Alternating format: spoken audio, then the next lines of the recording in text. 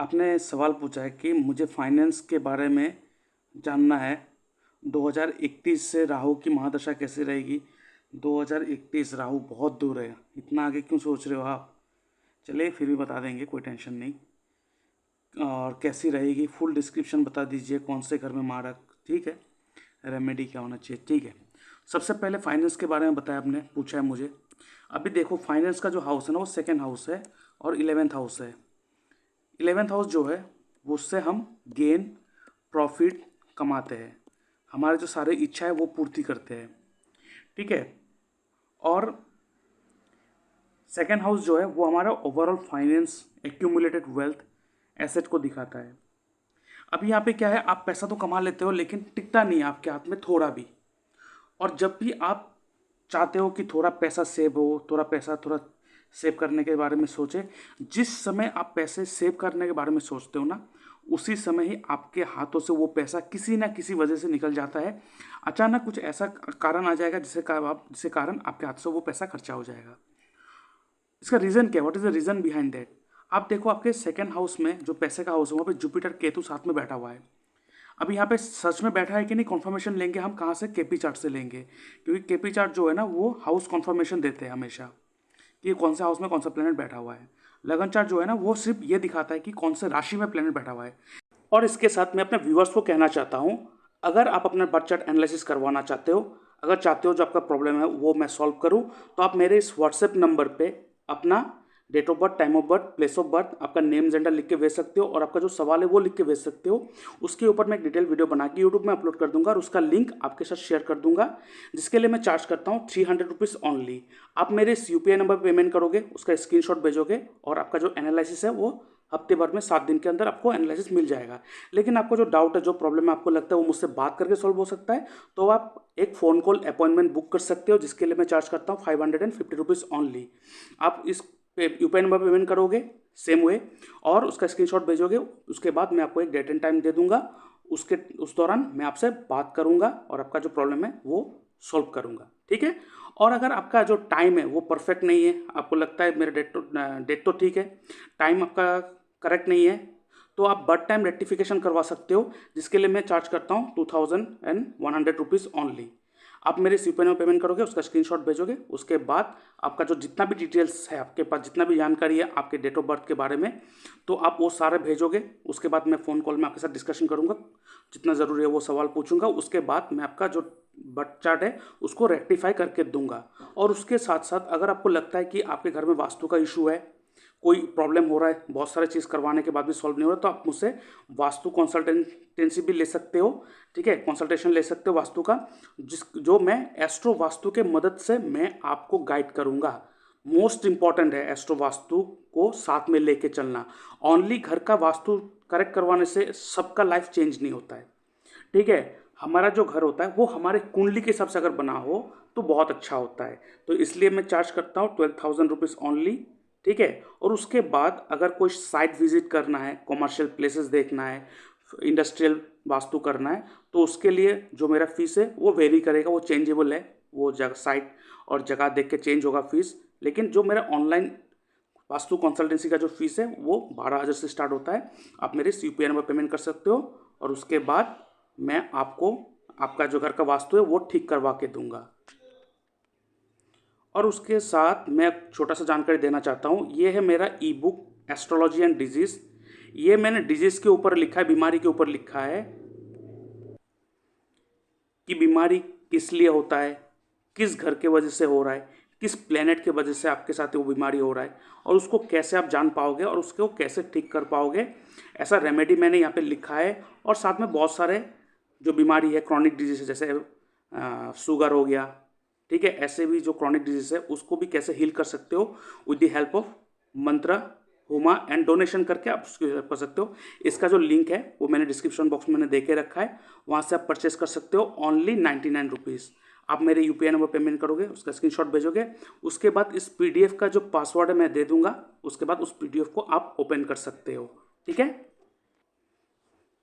और उसके साथ आप देख सकते हो ये है नक्षत्र त्रिपाप चार्ट, ठीक है। ये जो नक्षत्र त्रिपाप चार्ट है ये ऐसा चार्ट है जो आपके एक साल के प्रेडिक्शन ये देता है। मतलब जिस तारीख को आपका बर्थडे होगा उस तारीख से लेके अगले तारीख तक पूरे एक साल आपका कैसा जाएगा, ये नक्षत्र त्रिपाप चार्ट कहेगा। ये चार्ट जो है ना पहली बार मैंने यूट्यूब में लाया हूँ और आज तक कभी किसी ने इसके बारे में जिक्र नहीं किया है, लेकिन ये बहुत इफेक्टिव रिजल्ट देता है। चाहे आप कुछ भी इंपॉर्टेंट काम करो, अगर उस समय कोई भी पापी प्लैनेट का रूल होगा तो वो काम आपका खराब ही जाएगा। कैसे? आप देख सकते हो यहाँ पे मैंने एज ये सब लिख के रखा है, ठीक है। आप देख सकते हो यहाँ पे मैंने एज लिख के रखा है ये सब, और उसके नीचे प्लेनेट है। मतलब आपका पूरा एक साल को 4 महीने 4 महीने 4 महीने 3 ग्रुप में बांटा गया है और उस 4 महीने को कोई एक प्लेनेट रूल करेगा। अगर यहाँ पे कोई नैसर्गिक पापी प्लेनेट का रूल होगा तो आपके लिए बहुत खराब जाएगा, और वहाँ पे अगर नैसर्गिक शुभ प्लेनेट का रूल होगा तो आपके लिए बहुत अच्छा जाएगा, ठीक है। यहाँ पे आपके कुंडली के साथ कोई भी ताल्लुकात नहीं है, चाहे आपके कुंडली में शनि अति योग कारक हो, चाहे आपका लगन का मालिक हो, लेकिन नक्षत्र त्रिपाप चार्ट में वो पापी प्लेनेट का जैसा ही एक्ट करेगा, ठीक है। अभी यहाँ पे देखो, अब यहाँ पे राहु है, यहाँ पे जुपिटर है, मंगल है, तो मंगल और राहु दोनों पापी प्लेनेट है और बीच में जुपिटर है। तो ये अगर आपका एज 18 या 54 है, उस समय अगर कुछ नया काम कर रहे हो तो ये जो सेकंड का जो 4 महीना होगा उस समय करोगे तो आपके लिए अच्छा होगा, लेकिन उसके पहला 4 महीना और लास्ट का 4 महीना करेंगे तो वो आपके लिए बैकफायर हो जाएगा। क्यों? पापी प्लेनेट का रूल है। और अगर उस समय कोई तीनों के तीनों पापी प्लेनेट अगर रूल करेगा आपके कुंडली में, तब तो ये बहुत ही खराब जाएगा। जैसे देख सकते हो यहाँ पे शनि मंगल राहु, अगर तीनों के तीनों पापी प्लेनेट है तो उस साल तो आपके लिए बहुत खराब जाएगा। और ये मैरिज में भी बहुत इफेक्ट करता है। मतलब आप मैरिज मिलन कर ली, आपके अच्छा टाइम आपने देख लिया, अच्छा टाइम निकल के आपने मैरिज करने की स्टार्ट कर दी, लेकिन जब आपने मैरिज करने बैठा उस समय अगर कोई पापी प्लेनेट का रूल होगा तो वो मैरिज करने के बाद भी उस समय प्रॉब्लम होता है। तो आप बहुत सारे देखे होंगे ना कि मैरिज करने के बाद भी इतना प्रॉब्लम क्यों आ रहा है, मैंने कुंडली मिलान की, बहुत सब कुछ करवा लिया, फिर भी प्रॉब्लम है। क्यों? वो इसलिए है क्योंकि उस समय पापी प्लेनेट का रूल था जिसके कारण आपको ये फेस करना पड़ा। तो इसलिए मैं कहूँगा इस चार्ट को आपके साथ रहना चाहिए।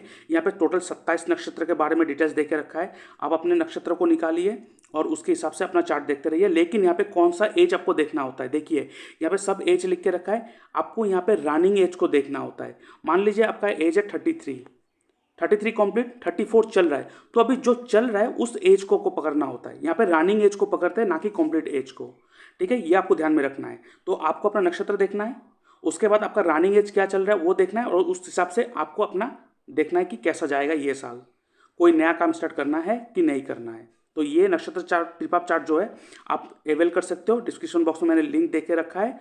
और उसके साथ साथ इसका जो अमाउंट है जो मैं चार्ज करता हूँ that is 111 rupees, only 111 rupees आप पे करोगे, और उसके बाद मैं आपको इसका पासवर्ड दे दूंगा, आप उस पीडीएफ को ओपन कर सकोगे, ठीक है। जैसे कि आप देख सकते हो आपके लगन चार्ट में वीनस आपकी 11th हाउस में था, लेकिन लगन चार्ट के हिसाब से आपका वीनस जो है ना वो सिंह राशि में बैठा हुआ है, लेकिन हाउस के हिसाब से वो आपके 10th हाउस में बैठा है, और वो आपके 8th हाउस का मालिक है। आप देख सकते हो आपके 8th हाउस का मालिक 10th हाउस में है, और सेकेंड हाउस का मालिक आपके 10th हाउस में है। सेकेंड हाउस क्या पैसा है, और 8th हाउस क्या है, 8th हाउस आपका प्रॉब्लमेटिक। आप देख सकते हो जब भी कोई प्रॉब्लमेटिक हाउस का मालिक अगर आपके करियर के स्थान में बैठे ना, तो आपके प्रोफेशन में कुछ ना कुछ प्रॉब्लम आएगा, कुछ ना कुछ मतलब आपके साथ कॉन्स्पिरेसी हो जाएगा, कुछ ना कुछ ऐसा प्रॉब्लम इरिटेट मतलब ईजाद हो जाएगा जहाँ से आपको इशू खड़ा हो सकता है या प्रॉब्लम हो सकता है, आपको टेंशन डिप्रेशन हो सकता है अपने करियर को लेकर, अपने प्रोफेशन को लेकर, ठीक है। लेकिन यहाँ पे 8th हाउस है ना, अगर आप 8th हाउस का कोई भी काम कर रहे हो अपने प्रोफेशन में तो ये आपको संभाल लेगा। और जैसे कि राहु आपके 8th हाउस में बैठा हुआ है, और आपने पूछा राहु के महादशा में क्या होगा, अभी देखो राहु जो बैठा हुआ ना वो आपके देखो वीनस के राशि में ही बैठा हुआ है। अभी देखो राहु वीनस के राशि में बैठा है, वीनस क्या दे रहा है, first house, second house, 8th house and 10th house. First house, second house, 10th house अच्छा हाउस दे रहा है, लेकिन यहाँ पे क्या हो रहा है पता है, 8th हाउस दे रहा है, 8th हाउस प्रॉब्लमेटिक। तो 8th हाउस को आपको यूज़ करना पड़ेगा नो डाउट। तो घूम फिर के हर जगह पे आपका 8th हाउस बहुत ज़्यादा डोमिनेट कर रहा है। और उसके साथ देखिए यहाँ पे फर्स्ट हाउस और सेकेंड हाउस दे रहा है, फर्स्ट हाउस ठीक है, और सेकेंड हाउस। सेकेंड हाउस आपका पैसा है और फर्स्ट हाउस आप खुद हो, आपका फिजिक्स है। तो जब भी यहाँ पे फर्स्ट हाउस एक्टिव होगा तो फर्स्ट हाउस एक्टिव होने से क्या होगा, सेकेंड हाउस को नेगेट कर दे, कैंसिल कर देगा। क्यों? सेकेंड हाउस क्या पैसा है। सेकेंड हाउस में अगर आप रहोगे तो सेकेंड से 12th हाउस कौन सा बन रहा है, आपका फर्स्ट हाउस। और आपको पता है हर घर का लॉस उसका 12th हाउस करवाता है। तो जब राहु का दशा आएगा ना तो आपको ये क्या होगा, आपको ये चीज़ प्रॉब्लम मिलेगा कि पैसा या हेल्थ इसमें आप लगे रहोगे। तो वो राहु का दशा बहुत लेट है, ठीक है, 2031। एक्चुअली आपकी कुंडली के सब राहु आपका बहुत अच्छा है, 8th हाउस में बैठा हुआ है, बस आपको 8th हाउस का एट्रीब्यूट यूज़ करना है। वो डिस्कस करेंगे क्या है क्या नहीं है। बाकी राहु का महादशा अभी इतना डिस्कस करके फायदा नहीं, अभी जो है वो हमें देखना है। और जब वो राहु का महादशा आने वाला होगा तब आप मुझसे कंसल्टेंसी ले लेना, काउंसलिंग ले लेना, ठीक है। तो अभी देखो यहाँ पे मैंने कहा जो आपके जुपिटर और केतु आपके सेकंड हाउस में बैठा हुआ है, जिसके कारण आपके हाथ से पैसा जाता रहता है, आते नहीं है। अब यहाँ पे एक चीज़ देखिए आप, मैंने बोला कि केपी चार्ट से ये कॉन्फर्मेशन लेंगे कि उस हाउस में कौन बैठा हुआ है। आप देखो केपी चार्ट के हिसाब से मून आपके सेकंड हाउस में बैठा हुआ है, जुपिटर भी बैठा हुआ है, केतु भी बैठा हुआ है। ये बहुत अच्छा साइन है कि आपके 10th हाउस का लॉर्ड सेकंड हाउस में बैठ रहा है, मतलब जो भी काम करोगे उससे पैसा तो आएगा। अभी 10th हाउस का लॉर्ड सेकंड हाउस में बैठने से क्या होता है पता है आपको, इस तरह से काम करना है। सेकंड हाउस क्या है, सेकंड हाउस आपके family business, second house is your family. तो अगर आपके घर में कोई फैमिली बिजनेस पहले से कर रहा होगा तो उस काम में आप हाथ डालिए तो आपके लिए बहुत अच्छा होगा, पहला बात। दूसरा, यहाँ पे आप देखो, यहाँ पे आप फूड का भी बिजनेस कर सकते हो, फूड, या सेकेंड हाउस जो है ना वो फाइनेंस को भी दिखाता है, बैंकिंग को भी दिखाता है, तो आप कुछ फाइनेंस या बैंकिंग का भी काम कर सकते हो। और तो सेकेंड हाउस जो है ना वो ज्वेलरी एंड जेमस्टोन को भी दिखाता है, तो आप ज्वेलरी एंड जेमस्टोन का भी काम कर सकते हो। अभी यहाँ पे एक चीज़ देखिए, 8th हाउस का मालिक अगर 10th हाउस में बैठा हो ना तो ये तो प्रॉब्लमेटिक है, तो 8th हाउस को भी यूज़ करना होगा। अभी 8th हाउस को कैसे यूज़ करोगे, अभी 8th हाउस का काम क्या है, 8th हाउस का काम हो गया कोई टैक्सेशन का काम, कोई ऑडिटिंग का काम हो गया, कोई मैन्युफैक्चरिंग इंडस्ट्री, कोई टेक्निकल इंडस्ट्री, ठीक है, या तो research work, deep research work हो गया, ठीक है, या तो कोई भी मेडिकल साइंस का कोई भी चीज़ हो गया, मेडिकल आइटम का कोई डील करना हो गया, या तो ऑकल्ट साइंस। तो देखिए यहाँ पे राहु का दशा आई या ना है, बट आपकी कुंडली के हिसाब से आपका 8th हाउस का कॉम्बिनेशन 10th हाउस से है और 10th हाउस का कॉम्बिनेशन सेकेंड हाउस से है। तो ये एक अच्छा क्या है कि आप जो भी काम करोगे आपके पास पैसा आएगा, पैसे का फ्लो बना रहेगा आपकी कुंडली में। लेकिन प्रॉब्लम क्या हो जाएगा ना, वो पैसा टिकेगा नहीं आपके हाथ में, क्योंकि केतु बैठा है आपके सेकेंड हाउस में। जब भी किसी की कुंडली में सेकेंड हाउस में केतु बैठा हो, या 12th हाउस का मालिक बैठा हो सेकेंड हाउस में, या सेकेंड हाउस का मालिक 12th हाउस में बैठा हो, ठीक है, और हाँ, ठीक है, तो क्या होता है ऐसे व्यक्ति का ना पैसा कभी टिकता नहीं है, और वो उसका जो पैसा आता है ना वो खर्चे में चला जाता है। तो इसीलिए हर बार हम लोग कहते हैं जिनके कुंडली में सेकेंड हाउस में केतु का प्रभाव हो, या 12th हाउस का मालिक सेकेंड हाउस में हो, या सेकेंड हाउस का मालिक 12th हाउस में हो, तो ऐसे व्यक्ति को ना कभी भी सेविंग के बारे में नहीं सोचना चाहिए। आपके पास सेविंग होगा नहीं, तो खर्चा करना होता है, जितना आप खर्चा करोगे उतना पैसा आएगा। The more you expand the more you income. तो आप जितना भी खर्चा करोगे ना, हंस के खुशी होके खर्चा करना, ठीक है, हंस के दोगे तो दुगना आएगा आपके पास। इसलिए जो भी खर्चा हो रहा है ना मुस्कुरा के करो, और जितना खर्चा करोगे ना आपके पास उतना आएगा। इसीलिए मैं आपको कहता हूँ 12th हाउस के इन्वेस्टमेंट, इसलिए मैं आपको कहूँगा कि आप खर्चा करो, लेकिन ना खर्चा करने का एक सिस्टम बना लो, मतलब आप इन्वेस्ट कर दो कहीं ना कहीं पे, पैसा जो है वो इन्वेस्ट कर दो। अभी देखिए आपका 4th हाउस का लॉर्ड शनि आपके लगन में बैठा हुआ है, बहुत अच्छा है। 4th हाउस क्या है, प्रॉपर्टी, ठीक है, तो आप पैसा जो है ना प्रॉपर्टी में इन्वेस्ट कर दो, या तो कहीं पर भी इन्वेस्ट कर दो, आपके ऊपर है, बस पैसे को खर्चे को ना इन्वेस्ट कर दो, क्योंकि पैसा टिकेगा नहीं, दैट फॉर श्योर। तो उससे अच्छा है कि आप पैसे को इन्वेस्ट करो, और इन्वेस्टमेंट का रास्ता आप खुद ढूंढो, ठीक है। तो फाइनेंस आपका और ज़्यादा बनेगा, क्योंकि कैश, हार्ड कैश आपके पास रहेगा नहीं, लेकिन एसेट, संपत्ति बहुत होगा। इसलिए आप इन्वेस्ट करो, अच्छी तरह से इन्वेस्टमेंट चीज़ों को सीखो। SIP हो गया, म्यूचुअल फंड हो गया, ठीक है, प्रॉपर्टी हो गया, उसके बाद गोल्ड या सिल्वर हो गया। देखो गोल्ड या सिल्वर मतलब आपको कॉइन या बिस्किट खरीदना है, ज्वेलरी नहीं। अगर ज्वेलरी में पैसा फंसाओगे ना, वो ज्वेलरी पड़ा रहेगा, उसको आप बेच नहीं पाओगे, उससे पैसा नहीं आएगा, तो फालतू का खर्चा हो जाएगा वो, ठीक है। तो ये ध्यान में रखना है। और यहाँ पे देखिए आपका 10th हाउस, मैंने कहा कि 10th हाउस का लॉर्ड, 8th हाउस का लॉर्ड 10th हाउस में है, और 10th हाउस का लॉर्ड 12th हाउस में है, सेकेंड हाउस में है। तो सेकेंड हाउस मैंने बोला जेम स्टोन, ज्वेलरी, ये सब बोला। और 8th हाउस क्या है, ऑकल्ट है। तो अगर ना आप ऑकल्ट को पकड़ के जेमस्टोन, ज्वेलरी या जेमस्टोन, क्योंकि ऑकल्ट करोगे तो जेमस्टोन यहाँ पे आ जाएगा, तो जेमस्टोन को पकड़ के, आप ज्वेलरी को पकड़ के अगर आप काम करोगे ना, इसका बिजनेस करोगे, और साथ में आप फैमिली मेम्बर को भी अपने कामों में ऐड कर लोगे, या कोई फैमिली मेम्बर का अगर कोई बिजनेस से कुछ कर रहा होगा तो वो करोगे ना, तो आपके लिए बहुत अच्छा होगा, ठीक है। ये आपको ध्यान में रखना है। और देखिए आपका जो यहाँ पे देखो फर्स्ट सेवन्थ हाउस का मालिक कौन है, मंगल।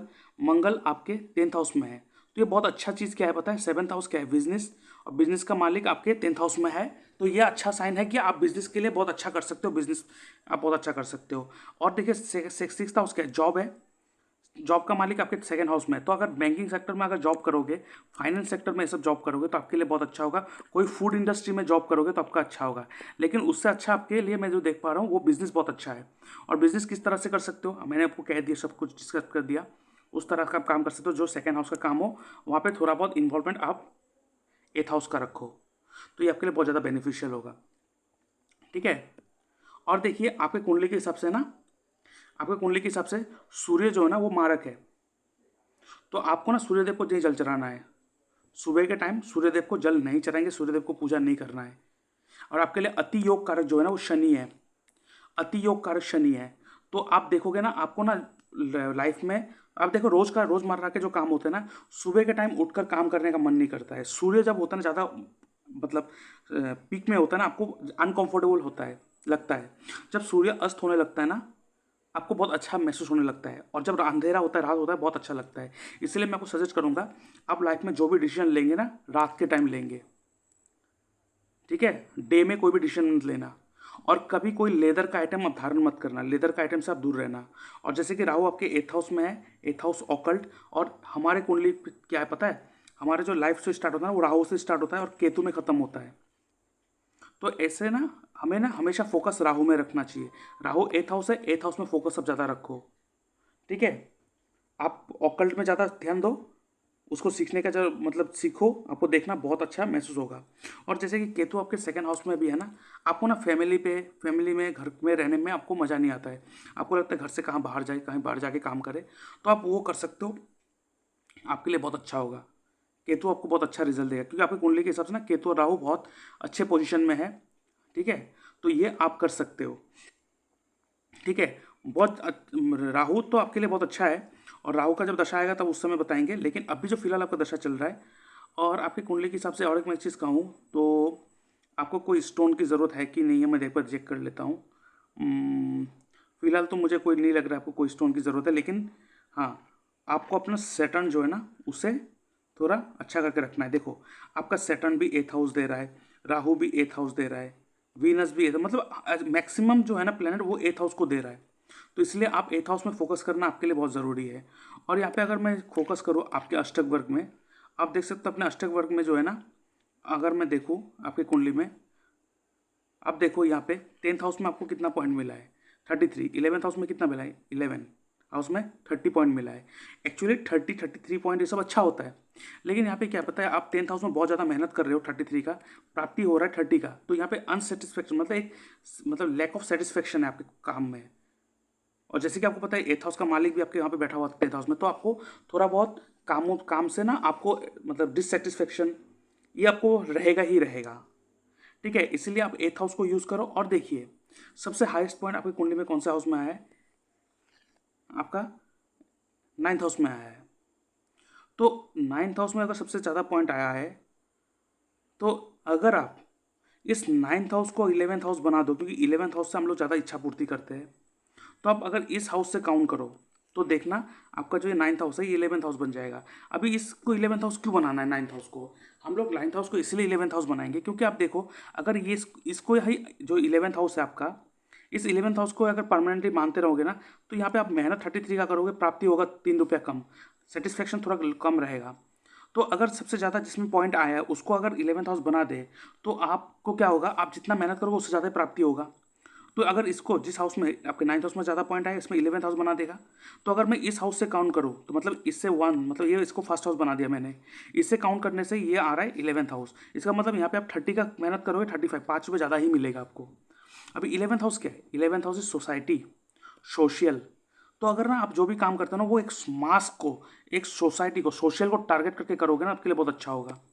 और जैसे कि मैंने कहा, आप 2nd हाउस और 8th हाउस को मिलाकर काम कर सकते हो। अभी यहाँ पे जो ना 11th हाउस वो एनजीओ को भी दिखाता है। अगर कोई एनजीओ में भी आप अपना को ज्वाइन कर लोगे ना, तो आपको बहुत बेनिफिट मिलेगा। किसी एक एनजीओ में ज्वाइन हो जाओ और लोगों को वॉलंटरीली मदद करो। तो ये जो कॉम्बिनेशन होगा, सेकेंड हाउस, एथ हाउस, 11th हाउस का कॉम्बिनेशन में जो काम करोगे ना, ये कॉम्बिनेशन आपको बहुत हाइट तक लेके जाएगा। ठीक है, बहुत हद तक लेके जाएगा। मतलब आप करके देखो, इस कॉम्बिनेशन को यूज़ करके देखो। ठीक है, इस कॉम्बिनेशन को आप यूज़ करके देखो। ठीक है, और एक चीज़ मैं कहूँगा आपको, आप ना येलो कलर ज़्यादा धारण मत करना। ठीक है, येलो, ऑरेंज, ये कलर ज़्यादा धारण मत करना। ठीक है, और ज़्यादा रेड कलर भी धारण मत करना। दैट मीन्स उग्र जो कलर है ना, उसको धारण ज़्यादा मत करना। लाइट माइल्ड कलर ज़्यादा धारण करना आपके लिए बेनिफिशियल होगा। ठीक है, और भी देखिए, आपका 10th हाउस कर्म हाउस है। कर्म हाउस का मालिक कौन है? राहु।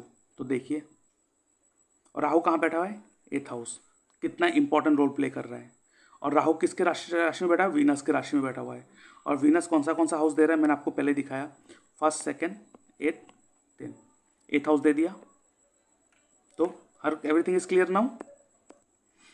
और साथ में एक चीज़ देखो आप, फर्स्ट हाउस आपका लगन, वो आप खुद हो, मोस्ट इंपॉर्टेंट हाउस। उस हाउस का नक्षत्र लॉर्ड कौन है? देखो, राहु। ठीक है, और आपका जो मून है ना, वो केतु के नक्षत्र में बैठा हुआ है। तो ये मून मून केतु का भी युति दिखा रहा है। ठीक है, मून केतु का भी युति दिखा रहा है। तो इसीलिए जो है ना, आप देखो, केतु क्या है? Occult, spirituality.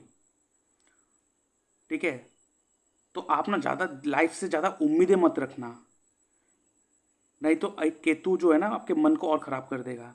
तो आप स्पिरिचुअलिटी में आ जाओ, आपके लिए बहुत अच्छा होगा। और राहु आपके लगन को रूल कर रहा है। राहु आपके लगन को रूल कर रहा है। तो ये बहुत इंपॉर्टेंट है आपके लिए कि आपका जो सोच होना चाहिए ना, वो राहु की तरह होना चाहिए। बहुत ही एग्रेसिव सोच होना चाहिए, बहुत ही आउटगोइंग, बहुत ही अप्रोचिंग सोच होना चाहिए। तो ये राहु आपको बहुत हाइट तक लेके जाएगा। ज़्यादा पूजा पाठ, तांडव पांडव ये सब करो मत। राहु राहु को इन सब पसंद नहीं है। अगर अपने पर्सनैलिटी को ठीक रखना है, अपने ऑरा को ठीक रखना है, तो राहु का तरह रहना बनना पड़ेगा आपको। ठीक है, और राहु का तरह सोच लाना पड़ेगा। और इस कोर्स के बारे में आपको बता देता हूँ। सबसे पहले मैं यहाँ पे आप देख सकते हो कौन सा मैंने यहाँ पे सिखाना है आपको।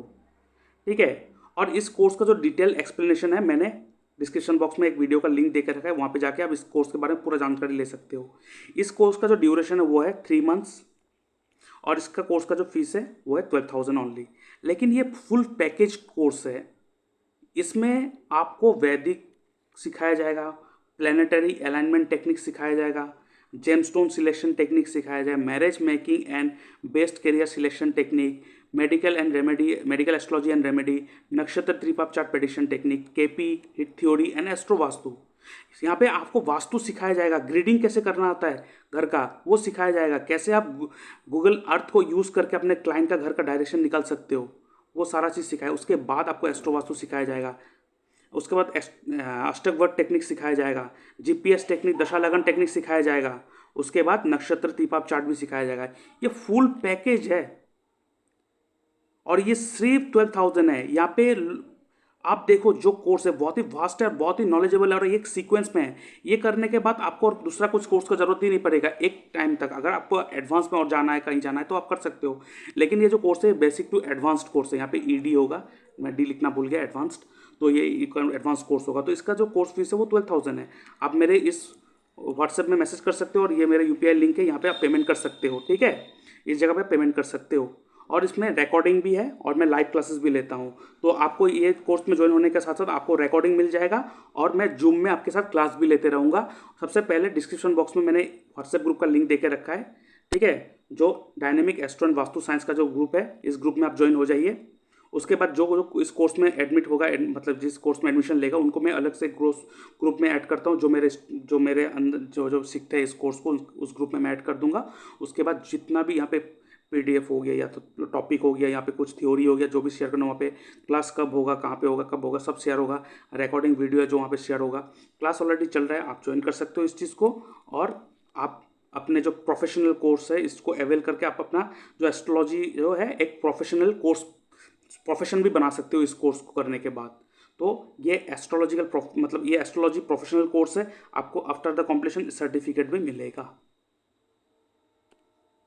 तो इस कॉम्बिनेशन को यूज़ करके चलोगे ना, आपको बहुत बेनिफिट मिलेगा।